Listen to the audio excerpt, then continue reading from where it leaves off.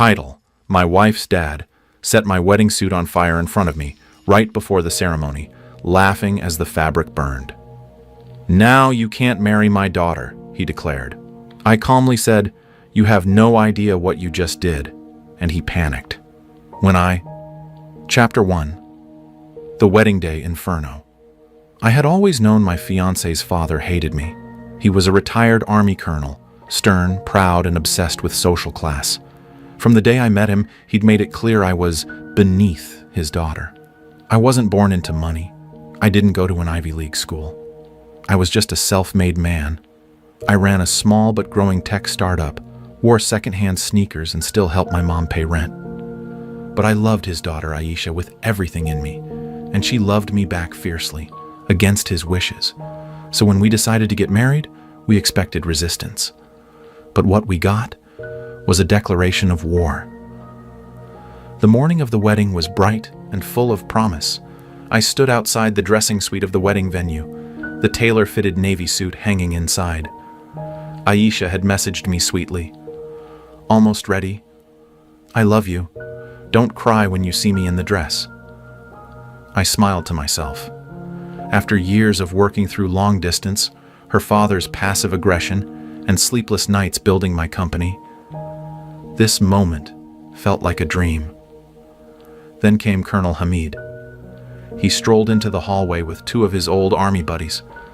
His face was stone cold, but there was something dangerous in his eyes, like a storm that had finally decided to hit land.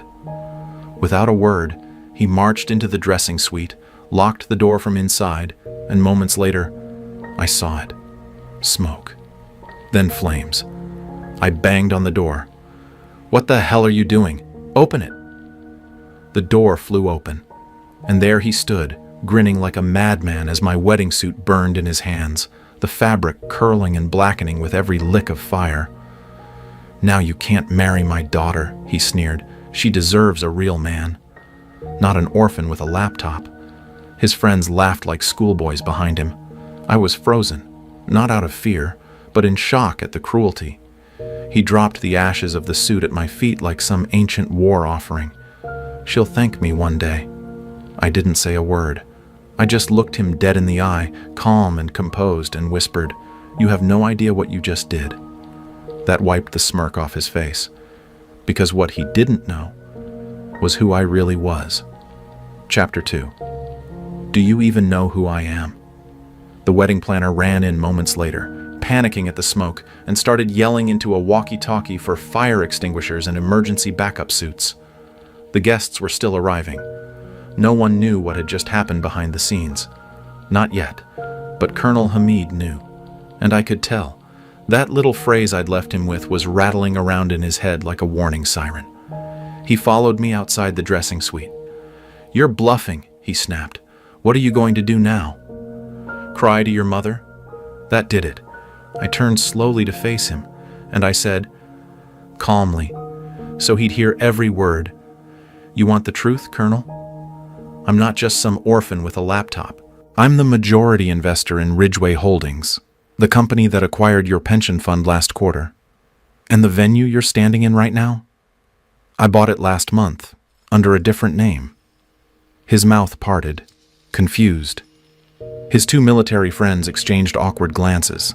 I stepped closer, voice still low and razor-sharp. "This wedding? I paid for everything, not just the venue, but the catering, the decoration, the suit fittings, the dresses, the hotel rooms for your guests, your cigars, your scotch, and even your ride here today. The limo. That's my company fleet." His face drained of color. "You didn't just burn a suit, Colonel," I finished. "You burned a bridge.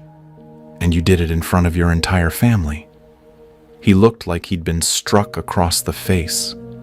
Just then, my best man walked out, holding a backup tuxedo I'd prepared weeks ago, just in case of emergency sabotage. I took it, nodded, and calmly walked back toward the suite. But not before whispering over my shoulder, "Enjoy the ceremony. I'll make sure the photos capture your expression today. It's priceless." Chapter 3. The ceremony no one will ever forget. I walked back into the venue with confidence. dressed in a jet-black tuxedo that radiated silent defiance.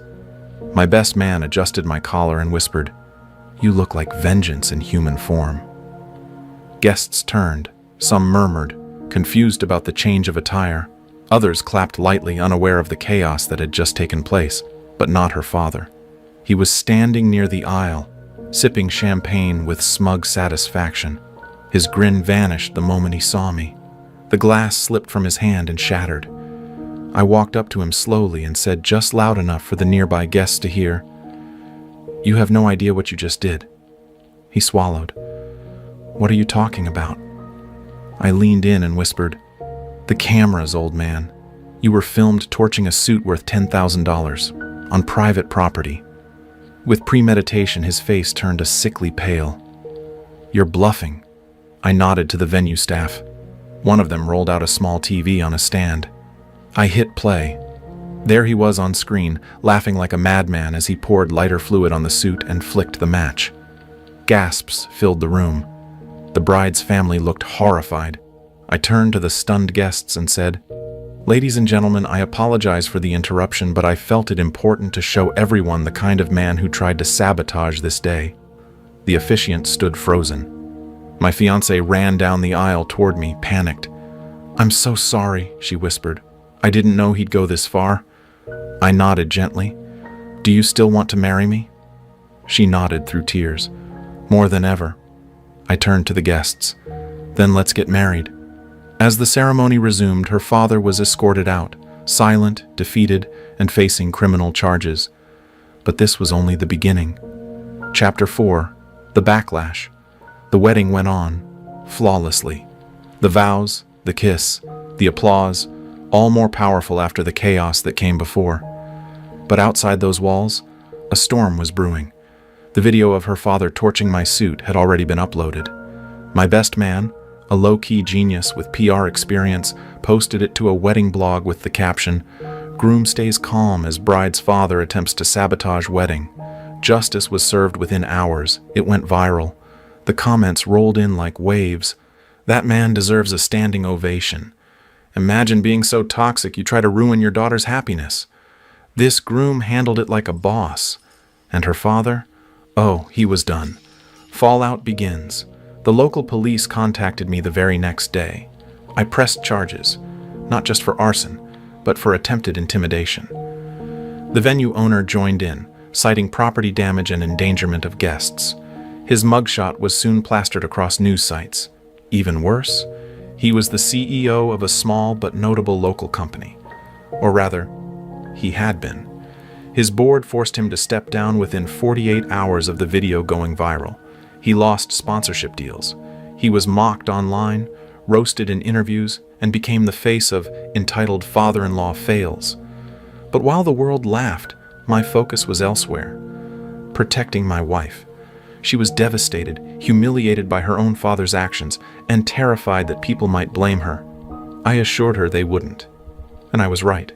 People rallied behind us. We received messages from complete strangers, wedding venues offering free honeymoons, and even a law firm offering to handle the lawsuit pro bono.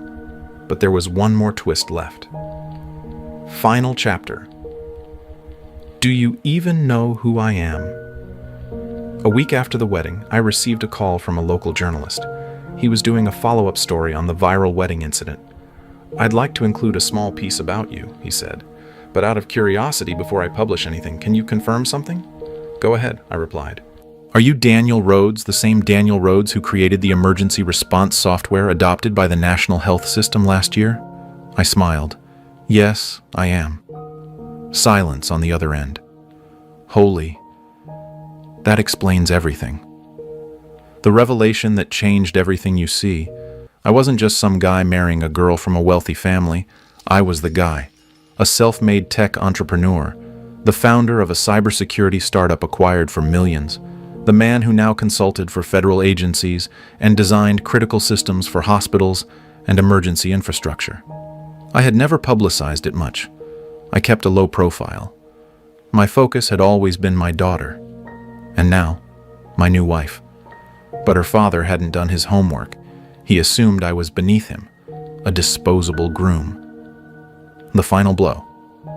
So when the journalist ran the full article, tech visionary's wedding sabotaged by bride's father, what he didn't know will shock you, it blew up.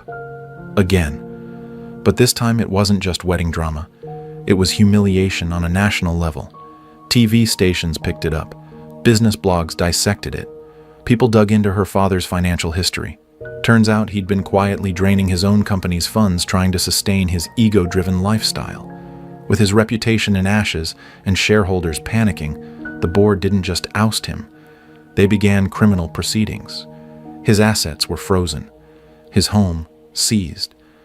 And the final dagger? The charity gala where he was scheduled to receive a Businessman of the Year award? I was invited in his place. I accepted.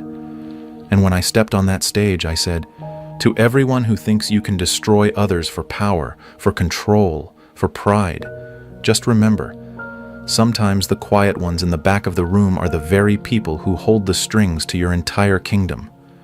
Epilogue. My wife and I spent our honeymoon in Florence, Italy, surrounded by art, music, and peace. We didn't speak of her father. We didn't need to. The world had already answered for us. And as we walked down cobbled streets, hand in hand, she whispered to me with a smile, "He thought he broke you. But all he did was write your legend." Was this revenge perfectly justified? Or should the storm have raged harder? Drop your verdict below. I read every single one. Hit like if you crave justice, and share this story with someone who needs its fire. Subscribe to Lauren's Story, because here, betrayals don't sleep. They hunt their owners. Every shadow hides a reckoning. Every mask breaks, and every betrayal is answered. Stay sharp, stay unbroken, stay tuned.